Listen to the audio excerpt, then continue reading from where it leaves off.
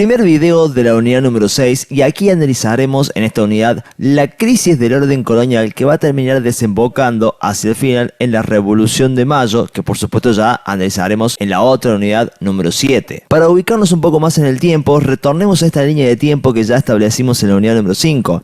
Allí dijimos que desde la llegada de Colón hasta 1542 se desarrolló un proceso de conquista que nosotros explicamos ya en el primer video de la unidad número 5, poniéndole el número 1, y que ese proceso de conquista era continuado después por un proceso de dominación colonial española que abarca todos estos siglos 16, 17 y 18 de dominación colonial española y que nosotros representamos con el número 2, analizando después la economía extractiva, la centralización administrativa, la sociedad estamental racializada y la transculturación. Bueno, resulta que hacia el final de esta dominación colonial española, más precisamente en el siglo XVIII, 1700 en adelante, es decir, en todo este último periodo, esta misma dominación colonial española va a entrar en crisis. Por eso le hemos puesto como número el número 3 y en esta unidad justamente explicaremos estos tres procesos A, B y C que van a desembocar justamente en la Revolución de Mayo. En este sentido hay que entender esta unidad número 6 como una especie de embudo. ¿Por qué? Porque lo más importante es el final, el resultado.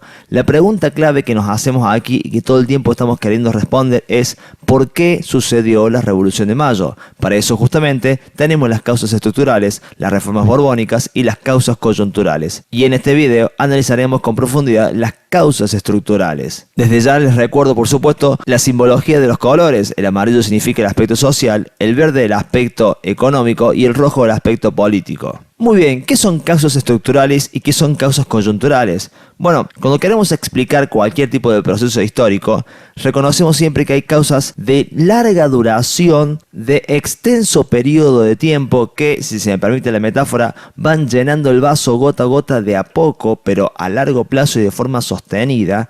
Y hay otras causas, en cambio, que se presentan en el momento, que son las coyunturales, que suelen ser inesperadas, a veces impredecibles, y que son la gota que rebalsa el vaso.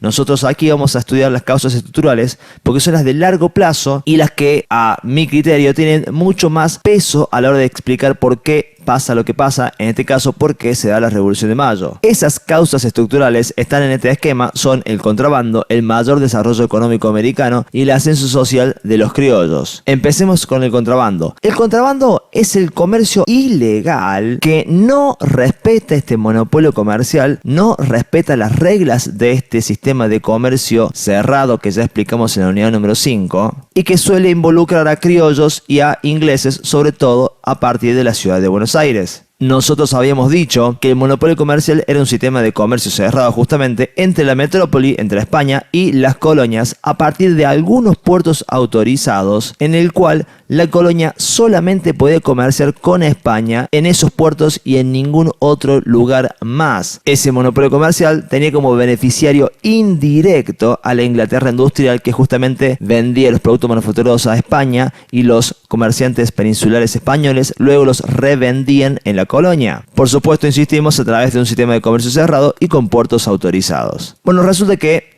muchos criollos e ingleses van a establecer redes comerciales claramente ilegales, no permitidas por ese sistema de monopolio comercial, que van a vincular directamente a los criollos con los ingleses, salteándose a estos intermediarios, salteándose a los comerciantes peninsulares. Y ese comercio va a ocurrir aquí en Buenos Aires, que insistimos, para ese momento no es un puerto autorizado, no está permitido de forma legal el comercio en Buenos Aires. Así va a ser muy común que en pequeños barcos y sobre todo por la noche, estos comerciantes ingleses que llegan a Buenos Aires anclen sus barcos a 1 o 2 kilómetros del puerto, bien lejos, y en barcos mucho más pequeños y bajo la luz de la luna y con mucho disimulo por supuesto, lleguen al puerto, desembarquen su mercadería, la vendan de forma ilegal y luego desde Buenos Aires esa mercadería se reparta por todo el virreinato para venderse, insistimos, de forma ilegal. ¿Por qué se da este comercio ilegal? Bueno, Es muy simple. Primero, porque quienes realicen este comercio se ahorran la participación del intermediario y entonces los ingleses venden de forma directa a los criollos. Los criollos no tienen que pagarle la parte de la ganancia que le corresponde a estos intermediarios, a los peninsulares españoles. Le pagan directamente a los ingleses y así el producto sale más barato. Los ingleses pueden vender mucho más, los criollos pueden comprar mucho más, pero los peninsulares pierden de ganar el dinero que antes conseguían como intermediarios. Al mismo tiempo, este comercio ilegal, como es justamente ilegal, no paga impuestos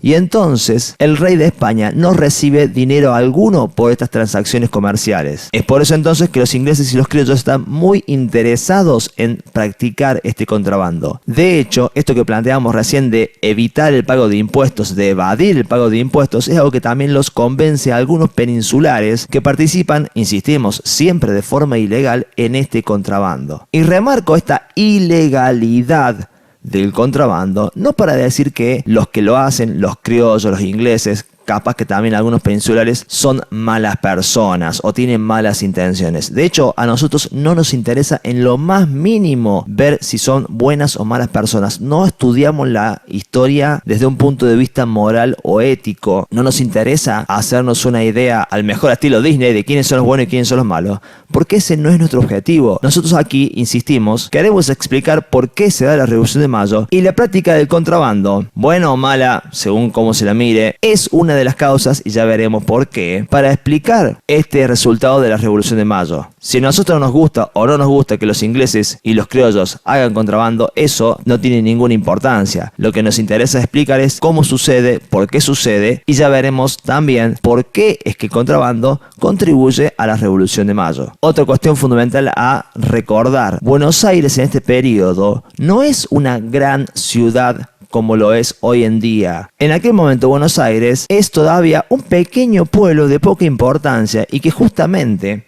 por tener poca población, por no levantar mucho la perdiz ante el dominio de los españoles, como quien dice en el barrio, entonces es fácil realizar el contrabando aquí y pasar desapercibido. Nadie esperaba en aquel momento que en un pueblo de tan poca importancia como Buenos Aires, porque insistimos, era un pueblo de poca importancia, se tejiera esta red de contrabando que hemos explicado recién. Otro tema fundamental que vamos a recordar es que Inglaterra está en su etapa de desarrollo industrial. Para entender qué fue la revolución industrial, vayamos a la unidad número 3. No vamos a explicar todo ese tema aquí mismo, pero sí vamos a remarcar lo siguiente. Como Inglaterra es una potencia industrial, produce muchos productos que necesita obligatoriamente vender para convertir en ganancia. Así que por eso es que está tan interesada en tejer estas relaciones comerciales, en particular estas de contrabando, con los criollos en las colonias. Pero además del contrabando, en este periodo del siglo XVIII, de finales de la dominación colonial, en este periodo de crisis del orden colonial justamente, va a ser cada vez más evidente un mayor desarrollo económico americano. ¿Y por qué? Porque va a ser cada vez más evidente que las colonias, agrupadas en estos dos grandes virreinatos, el de Nueva España y el del Perú, junto con la Capitanía General de Chile, van a aumentar cada vez más su comercio interno, es decir, intercolonial, entre colonias y entre espacios internos de cada uno de estos grandes virreinatos. Nosotros habíamos explicado ya en la economía extractiva de la unidad número 5 que se había desarrollado un circuito productivo que interconectaba la agricultura y la ganadería con la minería a partir del sistema de encomiendas, todo esto que hemos explicado ya con este otro esquema, y que ahora toda esa situación, a partir del mayor desarrollo económico, va a hacer que se posibilite y aumente un comercio entre las diferentes colonias a nivel interno dentro de América, es decir, desvinculado de la metrópoli, un comercio interno en la misma colonia. Ese mayor desarrollo económico americano le va a permitir a las colonias una mayor autonomía. ¿Y por qué decimos autonomía? Porque las colonias, al disponer de más riqueza, de más dinero y de mayor nivel de producción, se van a hacer menos dependientes de la metrópoli, menos dependientes de España, de la corona española, y eso va a redundar, a producir como resultado un mayor poder económico por parte de los criollos. Nos estamos refiriendo precisamente a estos criollos de aquí, a este sector social que estaba en segundo lugar por debajo de los españoles peninsulares. Estos criollos, enriquecidos a partir de sus encomiendas, de sus haciendas y de otras actividades económicas que van a empezar a desarrollar dentro de las colonias, van a poder enriquecerse, no solamente con esas actividades económicas, sino también, fijémonos esta flecha,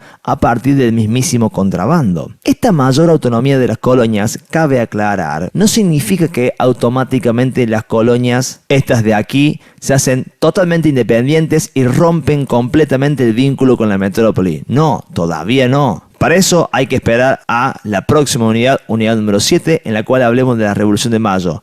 Pero está claro que si disponen de mayor poder económico, de un mayor desarrollo económico a nivel americano, entonces la autonomía, la capacidad para tomar sus propias decisiones por parte de las colonias es claramente mayor. Y hago hincapié en los criollos porque estos criollos, estos que nosotros habíamos explicado ya en la unidad número 5 en esta pirámide social, serán quienes dirijan la Revolución de Mayo. Esta es una imagen de los miembros de la primera junta. Todos ellos son criollos. Y eso no es un accidente, no es algo fortuito, no sucedió porque sí, sino porque en todo este periodo se irá dando un ascenso social de estos criollos. Y es que los criollos, como vimos en la unidad número 5, eran tratados como una especie de españoles de segunda categoría, de poca importancia. Eran bastante ninguneados y discriminados por los españoles peninsulares. Por supuesto, no tanto como los mestizos, los indios y los negros, pero a la hora de considerarse españoles,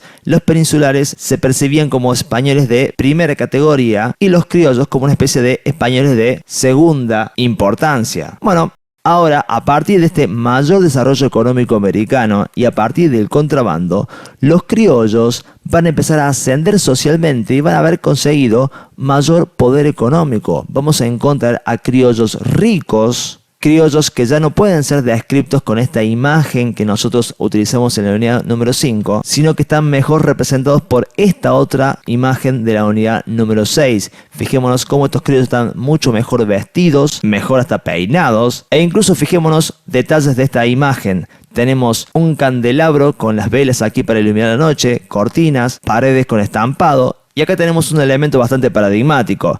Este piano, por ejemplo, no se fabricó en América, hubo que traerlo desde Europa. Y no solamente el piano, hubo que traer también un profesor de piano para que esta jovencita pudiera aprender a tocarlo. Todos esos lujos que vemos aquí, típicamente de una clase bastante alta, son lujos que ahora pueden darse los criollos. ¿Por qué? Porque han conseguido poder económico, se han enriquecido gracias a este mayor desarrollo económico americano y gracias al contrabando. Pero el ascenso social de los criollos no se detiene allí, sino que también van a conseguir cargos políticos. ¿Y por qué? Porque en aquel periodo de la historia, insistimos, en el siglo XVIII, hacia el final de la dominación colonial española, la corona española estaba en crisis económica y necesitaba dinero. Así que tuvo por idea el rey comenzar a vender algunos cargos políticos para que los pudieran comprar aquellas personas que disponían de riqueza. ¿A qué me refiero con esto? A que si vos, por ejemplo, querías tener un puesto en el cabildo o en la audiencia real, utilizabas tu dinero y comprabas el acceso a ese puesto para poder desenvolverte como miembro del cabildo o miembro de las audiencias reales, o por ejemplo también como consejero del virrey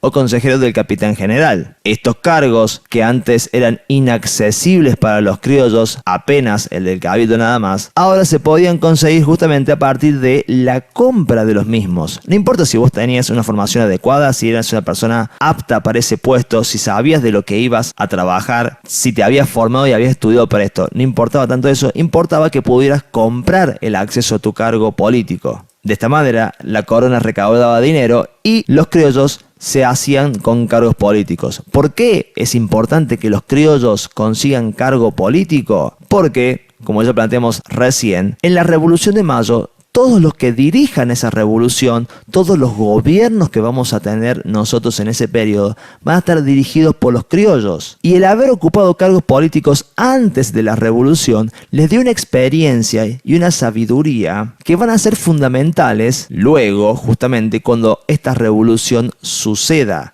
todos estos criollos de la primera junta habían participado ya antes en otros cargos políticos españoles y tenían experiencia en lo que estaban haciendo, no eran unos novatos e improvisados. Así, insistimos, los criollos, que eran estos españoles de segunda categoría, van a empezar a ascender socialmente, a competir en importancia y preeminencia social con los peninsulares cada vez más, para convertirse entonces en una élite social, es decir, en estos sectores bastante ricos, bastante acomodados y que disponen ahora también de cargos políticos. Esto, por supuesto, a los peninsulares mucho no les gusta, mucho no les place. Sin embargo, los criollos, de todas formas, van a pertenecer a esta élite social, aún a disgusto de los peninsulares. Por último, los criollos también van a conseguir cargos militares, pero este proceso está directamente relacionado con las reformas borbónicas, así que no lo voy a explicar en este video de las causas estructurales, sino que lo haré justamente en el próximo video referido a las reformas borbónicas.